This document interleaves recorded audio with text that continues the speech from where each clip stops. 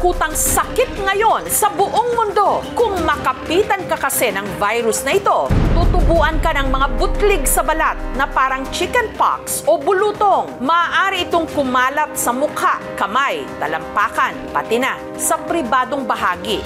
Ito ang Mpox.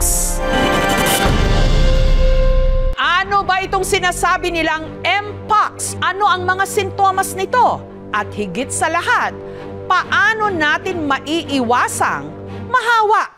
Ang nagpaalarma sa lahat, nito lang August 14, idineklara na ng World Health Organization bilang Public Health Emergency of International Concern ang Mpox. The Democratic Republic of the Congo has been experiencing a severe outbreak of Mpox. Habang sa linggong ito naman, naitala ang pinakaunang kaso ng Mpox ngayong 2024 sa Pilipinas. Last week, nakadetect po tayo ng isang case ng Mpox. May pula-pula, balat, baltik-baltik. Yun ang nakakatakot. Siyempre natatakot din ako, kaya kailangan konting ingat din po. Paano nga ba makakaiwas sa nakahahawang Mpox? Panoorin niyo po ito.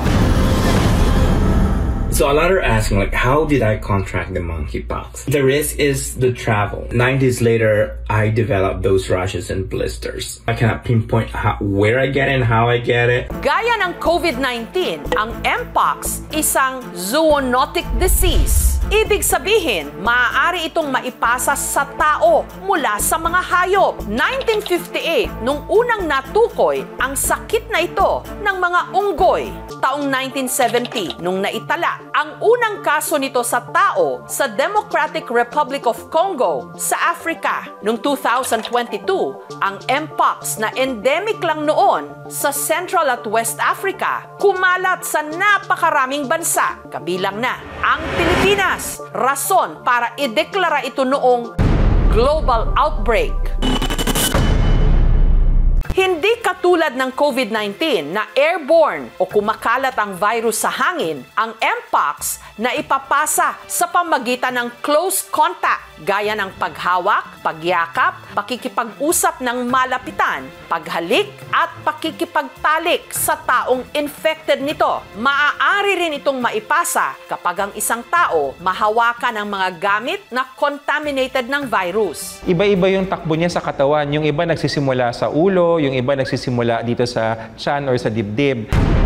Itinuturing na itong Public Health Emergency of International Concern sa buwang ito. Maliban kasi sa 14 na mga bansa sa Africa kung saan libo-libo ngayon ang kaso ng Mpox, may mga kaso na rin ng Mpox na binabantayan sa Sweden, Pakistan, Thailand at sa Pilipinas.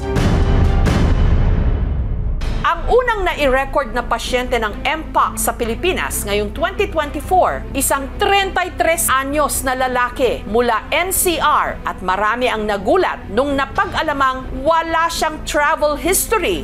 Ibig sabihin, narito na talaga ang Mpox sa ating bansa. Ayon sa isinagawang investigasyon, August 15 nung nagpakonsulta ang pasyente sa isang dermatology clinic sa Quezon City. Dermatologist ang nag-refer sa Research Institute for Tropical Medicine for testing kung saan siya na-test at nakita na positive. Napag-alaman din na nitong August 11, pumunta siya sa isang spa sa Quezon City para magpamasahe. May mga naka-encounter siya dun sa spa, kaya nakuha namin yung mga list ng mga possible close contact. Base sa contact tracing, napag-alamang may 41 tao na nakasalamuha ang pasyente. Minomonitor na ng Department of Health ang kanilang mga lagay. Mga high risk yung 27 na naging close contact, nakaano sila, quarantine sa bahay for 21 days. Yung iba ay self-monitoring lang. Samantala, ang pasyente nagpapagaling na raw ngayon. Naka-confine siya sa RITM for the other illness. Pero yung Mpox, kung malakas sa pangangatawan, okay na siya. Nakakaalarma ang pagkalat ng Mpox. Pero ayon sa WHO, mas madali raw itong labanan kumpara sa COVID-19. Mas marami tayong alam tungkol sa Mpox. Mas alam natin kung paano maiwasan. Handa ang ating sistema. Bukod Bukod sa pagkakaroon ng butlig-butlig, ang mga nahawaan ng virus, nagkakalagnat, sumasakit ang ulot katawan at namamaga ang kulani o lymph nodes. Mpox kasi ay kusang gumagaling. Tawag natin dyan isang self-limiting disease. Para sa lagnat, paracetamol. Pag masakit, binibigyan na ng pain management. Tapos dun sa pangangati naman, pwedeng binibigyan ng antihistamine. Katunayan, ang unang 9 na kaso ng Mpox sa Pilipinas na naitala mula July 22 hanggang December 2023, in-isolate o pinag-quarantine lang daw sa kanilang mga bahay sa loob ng 21 araw. Hindi nga sila na-admit sa facility. Lahat sila ay sa bahay nagpagaling.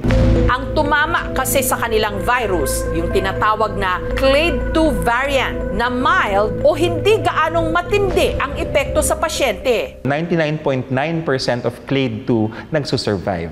Dahil may kaso na muli ng Mpox sa Pilipinas, ang DOH may paalala. Para tayo makaiwas, huwag tayong magdikit-dikit. Ang sabon at tubig ay tumatalab laban sa Mpox. Magdala tayo ng alcohol disinfectant, mag-face mask kasi sa panahon ito may mga trangkaso pa rin na umiikot. Kailangan natin kumain ng mga makakatulong sa pag-boost ng immune system. At the same time, exercise. Pinaka-importante sa lahat, adequate sleep. I cannot pinpoint where I get it and how I get it. Sa pagharap natin sa banta ng Mpox, baunin natin ang mga aral ng nagdaang pandemya. Mag-ingat at palakasin ang ating kalusugan para ang Mpox hindi tayo maunggoy.